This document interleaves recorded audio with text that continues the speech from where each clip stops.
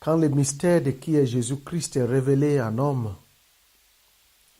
dans sa puissance et magnificence, quand qui est le Fils de Dieu est révélé dans le cœur d'un homme ou bien une femme, il y a la vie qui vient. Ce soir, je vous présente la vie à travers de la parole de Dieu. Prions. Père, merci pour ce moment de grâce que tu nous as accordé. Nous voulons plonger dans ta parole. Nous demandons que ton esprit vienne sous nous, qui sanctifie tout ce que nous disons aujourd'hui et que ta parole porte le fruit. Oui, c'est sa parole qui porte la puissance. Que la parole dans ta puissance guérit, sauve, libère et restaure. Au nom de Jésus-Christ. Amen. Ce soir, j'ai envie de partager avec vous ces révélations toutes simples. Combien il est bon de servir l'Éternel. Combien il est bon de connaître qui est Jésus-Christ. Quand la révélation de qui est Jésus est naître en homme. Quand la révélation de qui est le Fils de Dieu est manifestée en homme. Il y a trois choses qui vont se produire. La lumière vient. La vie vient. La joie vient. Aujourd'hui, je sais que vous avez besoin de la lumière. Vous avez besoin de la vie. Vous avez besoin de la joie. Lisez ensemble avec moi dans le livre de Jean, chapitre 5, verset 1 jusqu'à 13. Il y a quelque chose de très simple et important. J'ai envie que nous relevons ensemble ce que Jésus a appelé la vie quand la parole vient. Un jour, la Bible dit dans 5 Jean que Jésus passait et il a trouvé un homme, 38 ans, dans une position de souffrance, dans une position de négligence, dans une position d'abandon. Mais sachez-vous que cet homme était assis devant une porte. Cet endroit s'appelle Bethesda. Il y a 5 portiques. Mais au fond, le message que Jésus voulait relever, ce n'est pas la situation de l'homme, nous où il se trouvait, mais la parole qui peut être révélée à travers de la révélation seulement qui vient par la foi. Les 5 portiques, notez bien, et l'homme de 38 ans qui est malade, et l'endroit où il se trouve. Ce soir, je veux que vous aussi prenez votre cahier avec un stylo et pour commencer à noter. Je sais qu'à travers de cet enseignement, il y a une révélation de Dieu, il y a l'inspiration de Dieu, il y a la vie de Dieu qui va se manifester en vous. Vous êtes là, le bon moment. Lisez ensemble comme je vous ai dit. La Bible dit dans Jean, et il commençait à marcher vers les temples. Et dans ces temples, il y a cet endroit où on appelle les piscines de Bethesda. Vous voyez que la vie donne des choses similaires qui nous font rire. Vous êtes là, vous vous posez la question. Vous êtes assis devant quelle porte? Je suis assis devant quelle porte? Est-ce que c'est la porte des manques? La porte des maladies? La porte des confusions mentales, physiques, sociales? La porte des troubles face à vos voisins, face à vos enfants, votre mari, votre femme? Mais n'importe quelle porte. Ce soir, je vais vous révéler cette simple vérité. Jésus-Christ est là. Prenons les premières portes. Mais tout d'abord, Jésus voulait entretenir avec les messieurs. Sachant que lorsque nous avons passé des années à vivre dans une situation particulière, ou bien on commençait à être accoutumés avec les choses que le monde nous propose, nous deviendrons, de toute façon, on commence à ressembler à notre situation. C'est un peu drôle. Mais Jésus a regardé l'homme. Il dit, qu'est-ce que tu veux que je fasse pour toi? Je suis sûr que beaucoup comme vous vont commencer à poser les questions. Mais monsieur, voyons, il a besoin d'être guéri. Il est malade. Et il manque de l'argent. Mais Jésus ne voulait pas voir qu'est-ce qui est autour de lui. Il voulait voir qu'est-ce qui est en lui. Elle lui a demandé, qu'est-ce que vous voulez que je fasse pour vous? L'homme, dans toute excitation, dans tout trouble, il ne se rappelle plus ce qu'il voulait. Parce qu'il y a tellement de pression autour de nous. Il y a tellement de choses que les gens nous balancent, que nous aussi on balance aux gens. On n'arrive plus à s'identifier qui nous sommes. Je vous ai dit tout à l'heure, quand la révélation de qui est Jésus manifeste en l'homme, 3 choses vont se produire. La lumière vient, la vie vient, la joie vient. Alors notez maintenant, les premières portes. Il dit, il faut écouter la parole de Dieu. C'est la parole de Dieu qui porte la puissance de Dieu. Ce n'est pas les jeûnes que vous faites. Ce n'est pas des bonnes œuvres que vous faites. Ce n'est pas comme votre nom est appelé. Mais est-ce que vous écoutez la parole de Dieu? Il y a les logos et il y a les révélations. Ce qui moi j'appelle la rhéma de Dieu. C'est-à-dire une révélation qui vous concerne. Jésus est le Fils de Dieu. Est-ce qu'il est le Fils de Dieu pour vous? Je vous ai dit tout à l'heure, les premières portes, c'est d'écouter la parole de Dieu parce que c'est la parole de Dieu qui porte la puissance de Dieu. La Bible dans toute sa globalité, l'Évangile dans toute son immensité, la prédication dans toute sa puissance, agit seulement à travers de la foi. C'est pourquoi la Bible dit, c'est impossible de plaire à Dieu sans la foi. Alors lorsque vous écoutez la parole de Dieu, la foi vient. Voyons, voilà le premier secret. Lorsque vous écoutez, lorsque vous méditez, lorsque vous appliquez la parole de Dieu, la foi commence à venir en vous. Et c'était écrit, ce que nous écoutons de la parole de Dieu, c'est ça qui produit la foi. Deuxième point, qui est aussi le deuxième portique. Fermez toutes les portes au doute. C'est vrai, on vous a dit que c'est impossible. Ça ne peut pas arriver à vous particulièrement. Si les gens ont trouvé le permis de séjour en Suisse, on dit pour vous, non, votre cas est compliqué. Mais quel cas qui est compliqué? Je suis sûr que les gens sont dit au monsieur, est-ce que tu es déjà là 38 ans? Ton cas est désespéré. Jésus ne peut rien faire pour toi. Et deuxième portique, il faut fermer la porte au doute. Les gens vous parlent dans vos oreilles. Ils vous parlent à travers des images. Ils vous parlent à travers des sentiments. Il faut fermer toutes ces portes. Parce que lorsque la parole de Dieu rentre, il faut qu'il trouve en vous la foi, comme j'ai dit tout à l'heure. S'il y a les doutes dans votre raisonnement, la parole ne peut pas agir. Le troisième portique que je veux que vous sachiez, éloignez-vous de toutes les sortes de distractions. Le monde nous offre les choses que nous n'avons pas besoin. On nous vend toutes ces choses qu'on n'a pas besoin. On nous propose toutes les offres qu'on n'a pas besoin. Des abonnements que vous n'avez pas besoin. Ce sont des distractions. Une première chose que je vais vous parler ce soir, les distractions qui troublent des filles et fils de Dieu, c'est quand nous commençons à penser que notre aide est dans la main d'un homme ou bien dans la main d'une femme. Ou si je me trouve à l'Amérique, ou si je me trouve à l'Australie, ce sont des distractions. Vous êtes là, je suis là. Je me retrouve devant ma porte. Vous vous retrouvez devant vos portes. Premièrement, je dis, il faut écouter la parole de Dieu. Il faut fermer les portes aux distractions. Aussi, il faut fermer les portes aux doutes. Si ces 3 choses sont ensemble, alignées bien, on peut rentrer dans les 4e révélations. Les 4e portique, ça veut dire, sachez que l'homme ne peut pas vous aider. Oh, si je peux rencontrer monsieur tant, madame tant.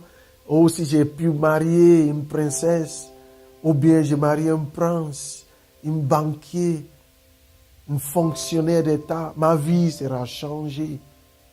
L'homme ne peut pas vous aider. Et ce qui est portique, avant de vous expliquer ensemble tout ce que je voulais porter ce soir, c'est que agissez sous l'ordre de Dieu. Quand Dieu parle, il parle avec toute son immensité d'amour.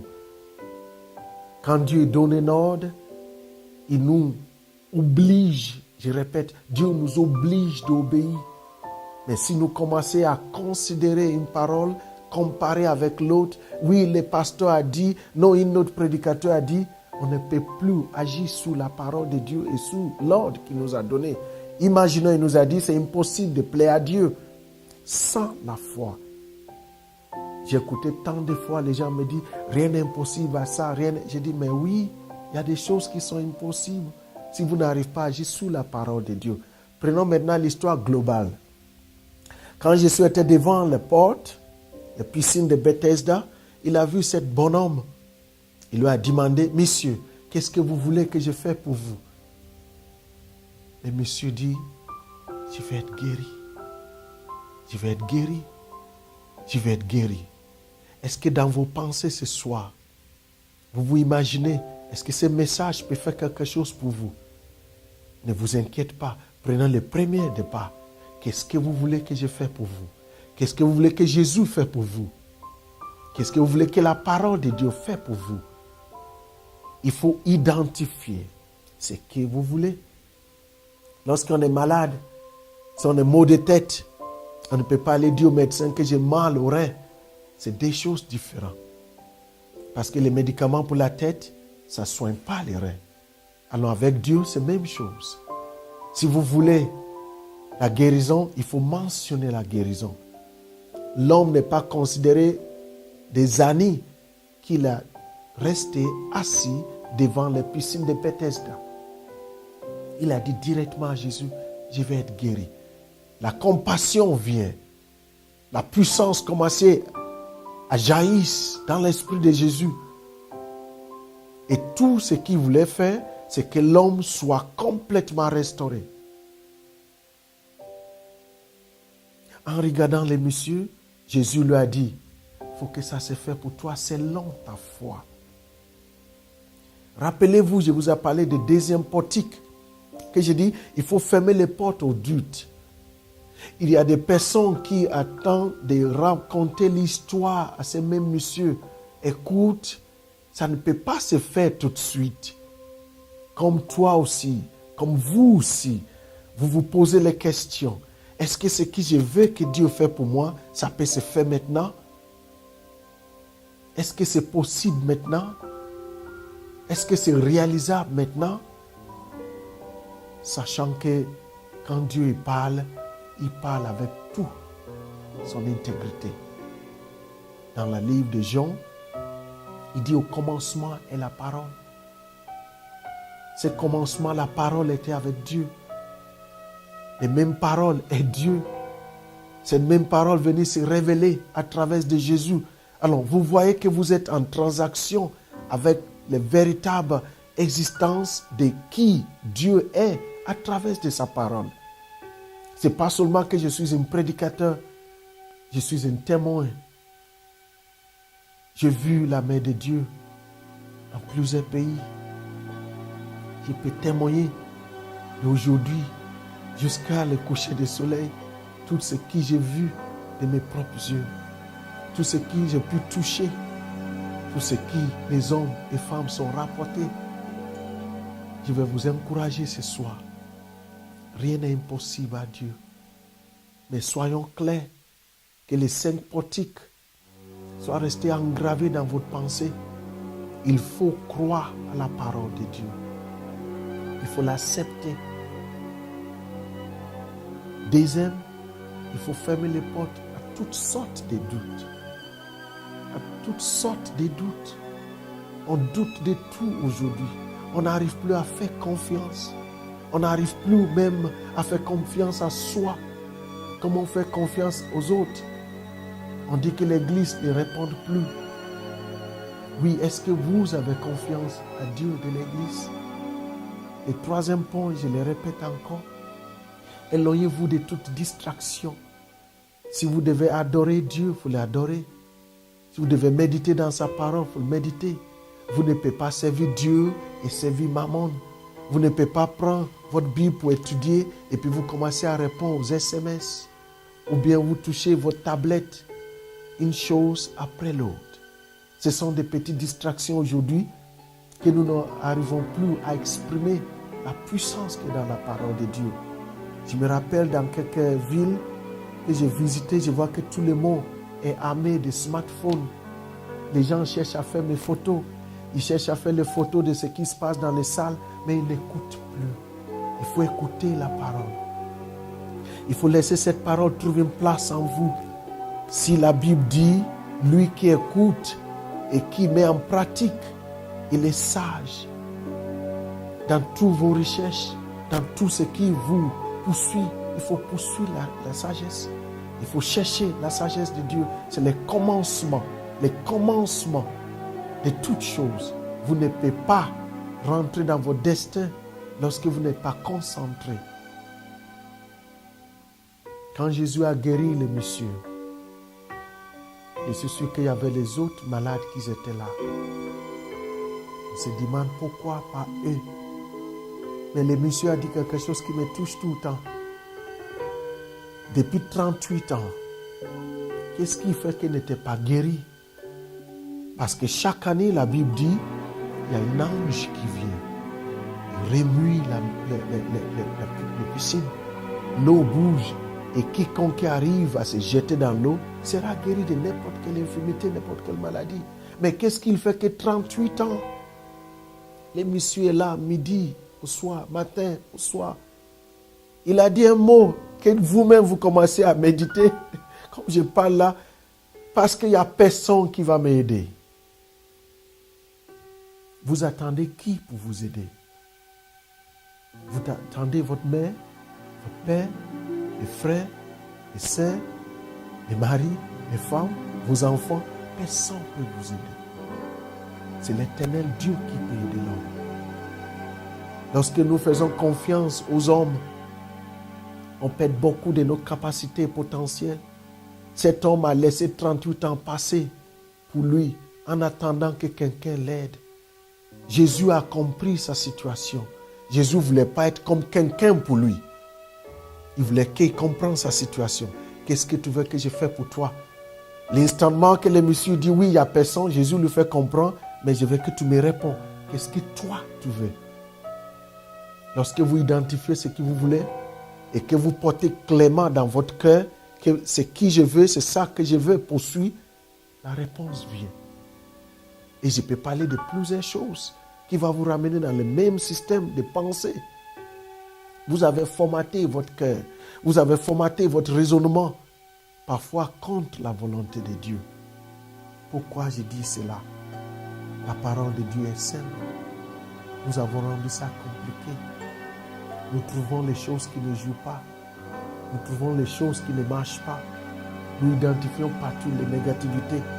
Mais sachez-vous que la bonté de Dieu couvre tout péché. La bonté de Dieu couvre toute erreur. La bonté de Dieu couvre tout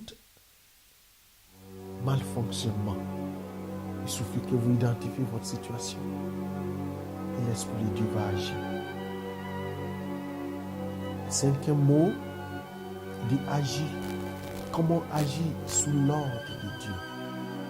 Parce que la parole nous a révélé que Jésus a dit à cet homme, lève-toi. Écoutez-moi bien. Lève-toi. C'était un ordre, ce n'était pas une suggestion. Dieu ne donne pas de suggestions, il donne des ordres.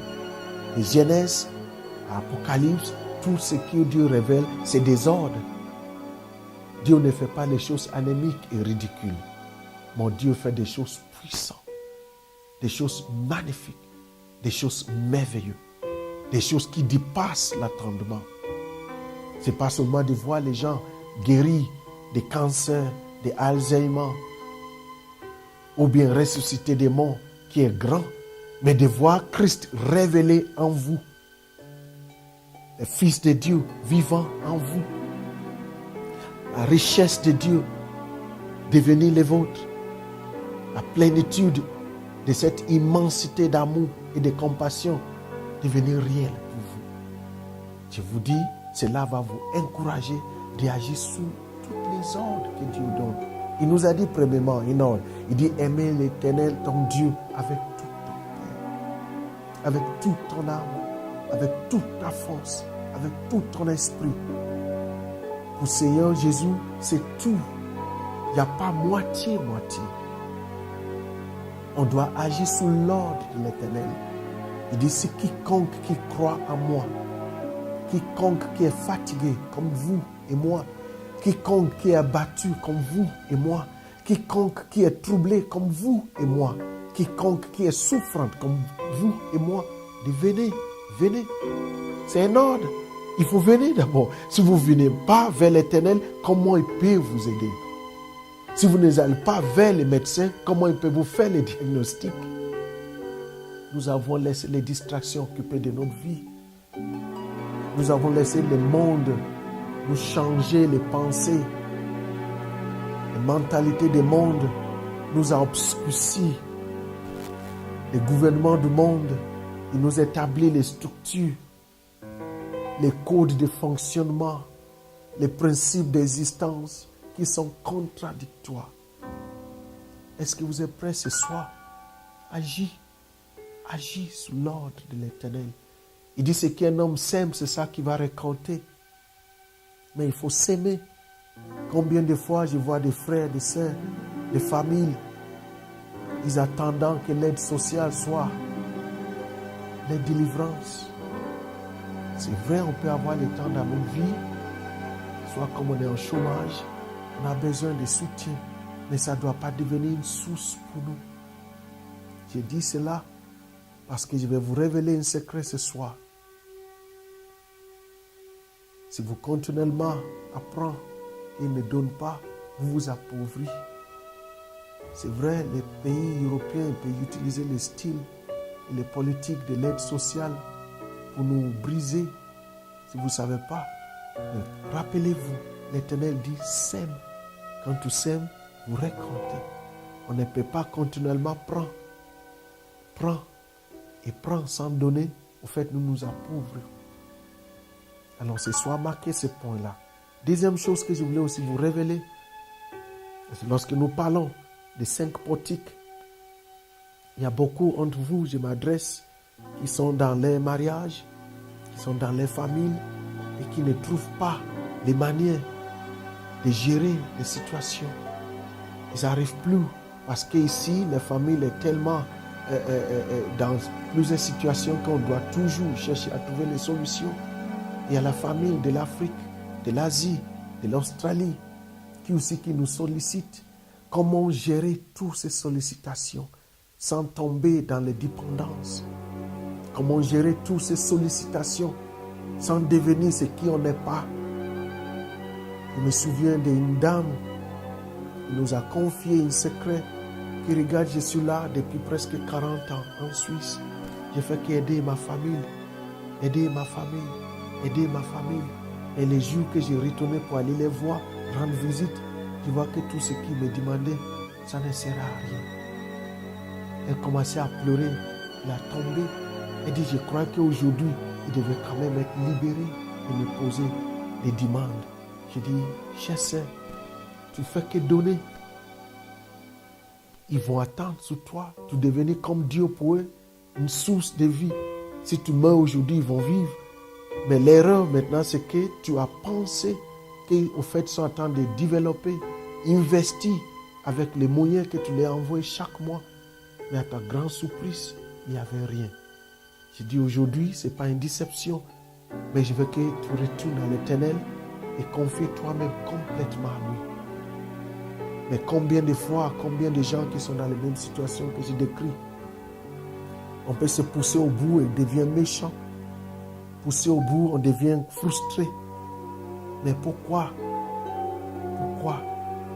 Ces hommes-là, tout ce qu'ils ont besoin, c'est de les rendre libres de vous. Ne vous approchez personne pour une question de l'intérêt. N'établissez rien avec personne parce que vous voulez quelque chose. C'est le moment que les relations ne sont pas basées sur ce qui est vrai. Il y a toutes sortes de manipulations qui viennent. Des chantages, des souffrances, des brisements de cœur.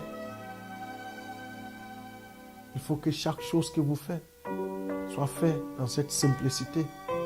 Que je dois libérer les hommes, je dois libérer les femmes, je dois être responsable, agir sous l'ordre de Dieu. Vous voyez, nous parlons simplement d'un homme devant les portes de Bethesda. avec 5 portiques, 38 ans, dans une situation d'infinité, et qui a l'opportunité de voir Jésus. Aujourd'hui, vous avez aussi l'opportunité de voir Jésus dans votre maison. Prions. Père, merci parce que tu révèles toujours. Merci parce que ta parole est vivante. Merci pour cette présence de ton esprit. Pour tout ce qui m'écoute ce soir. Chaque chose qui tient devant eux. Chaque porte qu'eux-mêmes s'assient devant. Nous te demandons, Père Céleste, de nous donner les capacités d'écouter et appliquer ta parole. De fermer les portes à toutes sortes de doutes.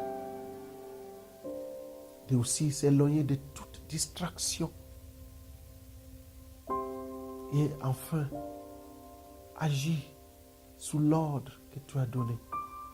Parce que dans toute révélation, il y a aussi le côté de l'homme. Je prie ce soir que chaque personne qui m'écoute, que cette parole devienne vive et vivante en eux. Qu'ils trouvent la délivrance, le salut, la guérison et la paix au nom de Jésus-Christ. Amen.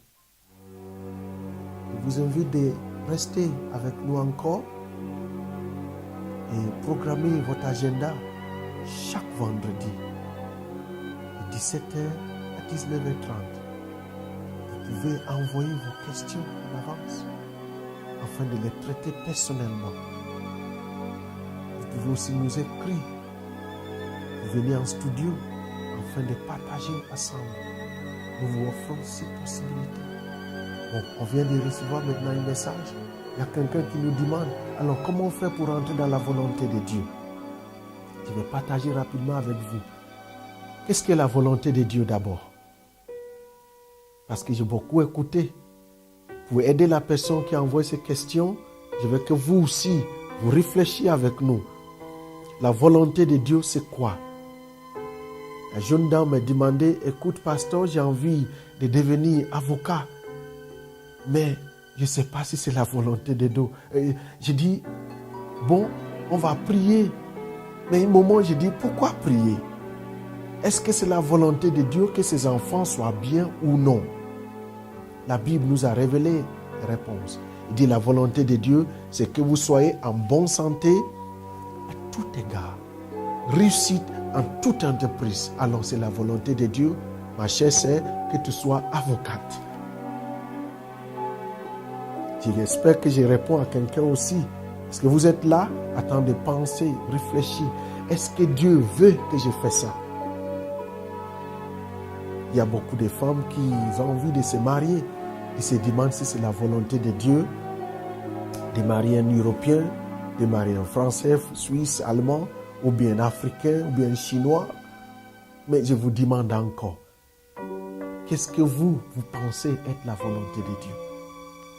Rappelez-vous dans sa parole, il dit la volonté de Dieu, c'est que vous soyez en bonne santé, à tout égard, et profitez et réussir dans toute votre entreprise.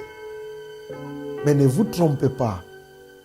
Lorsqu'on parle de la volonté de Dieu, ce n'est pas ce que je conçois moi-même et que je présente à Dieu, que ta volonté soit faite. Non, mais que ça soit en accord. Parce que chaque chose que je fais, qui honore pas Dieu. Je peux devenir avocat, ou bien ma sœur peut devenir avocate. Elle commence à défendre maintenant les mafias, les trafiquants de drogue. Non, ce n'est plus la volonté de Dieu.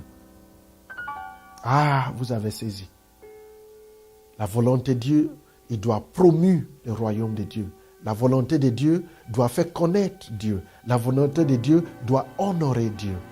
Alors si tout ce que je dois faire et que j'attends de vivre ne honore pas Dieu, ne glorifie pas Dieu, ne fait pas connaître l'Éternel, ce n'est pas sa volonté. Je crois que je vous ai répondu. Alors, à bientôt. Que Dieu vous bénisse. Merci.